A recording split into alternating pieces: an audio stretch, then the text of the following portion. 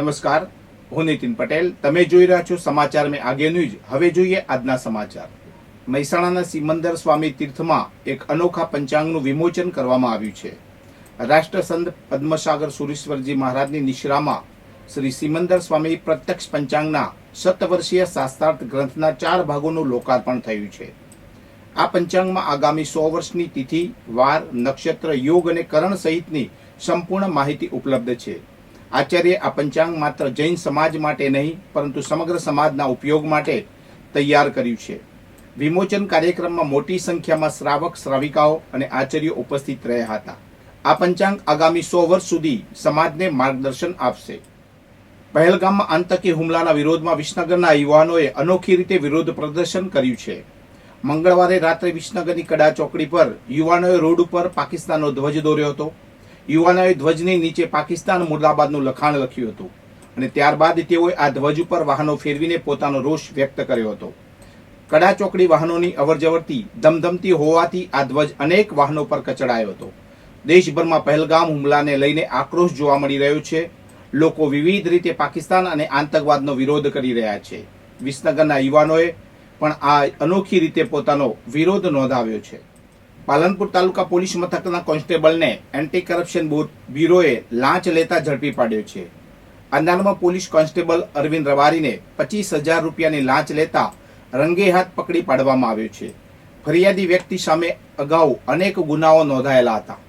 તેના મકાન ઉપર બુલડોઝર ન ફેરવવા માટે પોઝિટિવ રિપોર્ટ આપવાના બદલામાં કોન્સ્ટેબલે 25,000 રૂપિયાની માંગણી કરી હતી.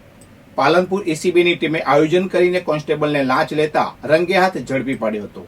હાલમાં સરકાર દ્વારા અસામાજિક તત્વોના ગેરકાયદેસર મકાનો તોડવાની કાર્યવાહી ચાલી રહી છે અને આ પ્રકારની કાર્યવાહી કોન્સ્ટેબલના અધિકાર ક્ષેત્રમાં ન હોવા છતાં તેણે લાંચની માંગણી કરી હતી. એસીબીની ટીમે લાંચિયા કોન્સ્ટેબલની અટકાયત કરી વધુ તપાસ હાથ ધરી છે. અમીરગેટ હાઈવે પર એક પૂઠા ભરેલા ટ્રકમાં અચાનક આગ લાગવાની ઘટના બની છે. ટ્રક ચાલુ હાલતમાં હતો ત્યારે આગ લાગી હતી. શરૂઆતમાં ચાલકને આગની જાણ ન થતા તે આગળ વધતો રહ્યો હતો. આરટીઓ ચેકપોસ્ટ પાસે મહાદેવિયાના પાટિયા નજીક આગની જ્વાળાઓ વધતા ચાલકને ખબર પડી. તેણે તરત જ ટ્રક ઊભો રાખી કૂદી પડ્યો હતો અને બચી ગયો હતો. આગે વિકરાળ સ્વરૂપ ધારણ કર્યું અને હવાની સાથે બળતા પૂઠાના ટુકડા નજીકની ઝાડીઓ સુધી પહોંચ્યા હતા. હાઈવે પર ગાઢ ધુમાડાને કારણે અન્ય વાહન ચાલકોએ પણ વાહનો રોકી દીધા હતા. મહાદેવિયાના રહેવાસીઓએ પાણીના ટેન્કર, ડ્રમ અને મટકાઓથી આગ બુઝાવવાનો પ્રયાસ કર્યો હતો પરંતુ આગ કાબૂમાં ન આવતા પાલનપુર ફાયર બ્રિગેડને જાણ કરવામાં આવી હતી. પાટણ જિલ્લાના મહેસૂલ વિભાગમાં કાર્યરત 240 કર્મચારીઓએ સામૂહિક રજા પર ઉતરીને વિરોધ પ્રદર્શન કર્યું છે. આ કર્મચારીઓમાં નાયબ મામલતદાર, ક્લાર્ક અને રેવન્યુ તલાટીઓનો સમાવેશ થાય છે. કર્મચારીઓની મુખ્ય માગણીઓમાં સમયસર પ્રમોશન, જિલ્લા ફેરબદલી અને ડિપાર્ટમેન્ટલ પરીક્ષાઓનું સમયસર આયોજન સામેલ છે. આ વિરોધ પ્રદર્શનની અસર સામાન્ય નાગરિકોને પણ થઈ રહી છે. કર્મચારીઓના માસ સીએલ પર ઉતરવાથી ઈ-ધરા, રેશન કાર્ડની કામગીરી, આવકના દાખલા, જાતિના દાખલા, એડબ્લ્યુએસ પ્રમાણપત્ર અને નોન ક્રિમિનલ સર્ટિફિકેટ જેવી મહત્વની સેવાઓ પ્રભાવિત થઈ છે. આ કારણે અરજદારોને મુશ્કેલીનો સામનો કરવો પડી રહ્યો છે. અમદાવાદ મુંબઈ સેન્ટ્રલ તેજસ એક્સપ્રેસનો અસારવાથી હિંમતનગર સુધીનો ટ્રાયલ રન સફળતાપૂર્વક પૂર્ણ થયો છે.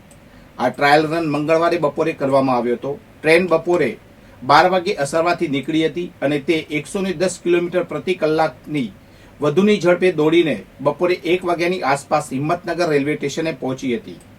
હિંમતનગર સ્ટેશન પર થોડા સમય રોકાણ બાદ ટ્રેન અસારવા પરત ફરી હતી. આ ટ્રાયલ રન વેસ્ટર્ન રેલવે અને નોર્થ વેસ્ટર્ન રેલવે દ્વારા અસારવાથી ઉદયપુર રેલવે લાઇન પર સ્પીડ ટેસ્ટના ભાગરૂપે કરવામાં આવ્યો હતો. સ્થાનિક લોકો દ્વારા ઉદયપુરથી મુંબઈ વચ્ચે ટ્રેન સેવા શરૂ કરવાની માંગણી કરવામાં આવી રહી છે. રેલવે સૂત્રોના જણાવ્યા અનુસાર આ સફળ ટ્રાયલ રન બાદ નજીકના ભવિષ્યમાં ઉદયપુરથી મુંબઈ વચ્ચે તેજસ ટ્રેન સેવા શરૂ થવાની શક્યતા છે. આજે અખાત્રીજ અક્ષય તૃતીયાંશના પવિત્ર દિવસે સાબરકાંઠા જિલ્લામાં વિવિધ ધાર્મિક કાર્યક્રમોનું આયોજન કરવામાં આવ્યું છે. હિંમતનગરના ગ્રામ્ય વિસ્તારમાં ખેડૂતોએ તેમના બળદોનું કંકુ તિલક સાથે પૂજન કર્યું. ત્યારબાદ બળદોને ગાડા સાથે જોડી ખેતરમાં લઈ ગયા. બળદની જોડીને હળ સાથે જોડીને ખેતરમાં હળોતરાની શરૂઆત કરી. આ પછી ખેતરની જમીન ગરમીમાં તપશે અને પ્રથમ વરસાદ સાથે માટીની સુગંધ આવશે અને ત્યારબાદ ખેડૂતો વાવણીની શરૂઆત કરશે. વધુ સમાચાર માટે જોતા રહો સમાચાર મેં આગે ન્યૂઝ.